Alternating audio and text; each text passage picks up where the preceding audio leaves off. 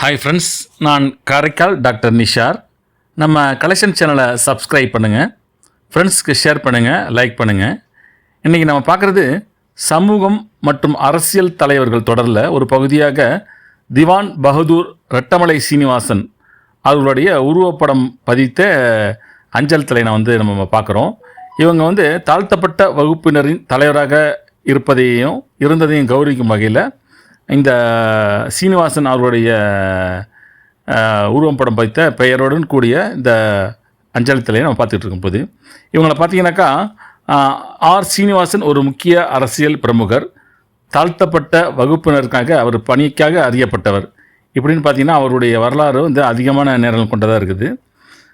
இவங்க கோலியக்குளம் பழைய செங்கல்பட்டு மாவட்டம் மதராஸ் மாகாணத்தில் 7ஆம் தேதி ஜூலை 1859ஆம் ஆண்டு பிரிட்டிஷ் இந்தியாவில் அதாவது தற்போது செங்கல்பட்டு மாவட்டத்தில் பிறந்திருக்காங்க. இறப்பு 18ஆம் தேதி செப்டம்பர் 1945ஆம் ஆண்டு மெட்ராஸ் மாகாணம் பிரிட்டிஷ் இந்தியாவில் தற்போது சென்னையில் அந்த அவங்க இடத்துல தான் அவங்க இறந்துருக்காங்க. இவங்க சீனிவாசன் பழைய செங்கல்பட்டு மாவட்டத்தில் மதுராங்கத்தில் அருகே உள்ள கோலியக்குளம் என்ற சிற்றூரில் தான் ரெட்டமலை என்பவருக்கு பிறந்தார்.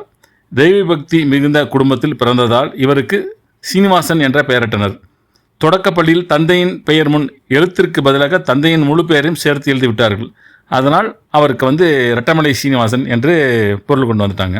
இப்படியே பார்த்திங்கன்னா அவங்க வரலாறு அதிகமான அவங்களோட சட்டசபை உறுப்பினர், தென்னாப்பிரிக்கா பயணம், சட்டமன்ற செயல்பாடுகள், மது ஒழிப்பு தீர்மானம், ஆலய நுழைவு தீர்மானம், ஆதி திராவிடர்கள் முதல் மாகாண மாநாடு, லண்டன் வட்டமேசை மாநாட்டில் பங்கேற்பு, மதமாற்ற கருத்து, மாறுபட்ட அணுகுமுறை அப்படின்ட்டு இப்படி பார்த்திங்கன்னா வரலாறு அவங்க அதிகமாக இருக்குது.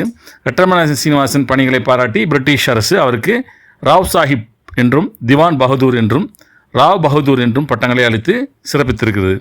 ரெட்டமலை சீனிவாசன் பணியை பாராட்டி திருவிக்கா அவர்கள் திராவிட மணி என்ற பட்டமும் வழங்கி சிறப்பித்திருக்கார்கள். அதற்காக 15ஆம் தேதி 8வது மாதம் 2000ஆம் ஆண்டு ரெட்டமலை சீனிவாசன் அவர்களுக்கு அவரை கௌரவிக்கும் வகையில் இந்த அஞ்சல் தலையை நமது அரசு வெளியிட்டிருக்காங்க.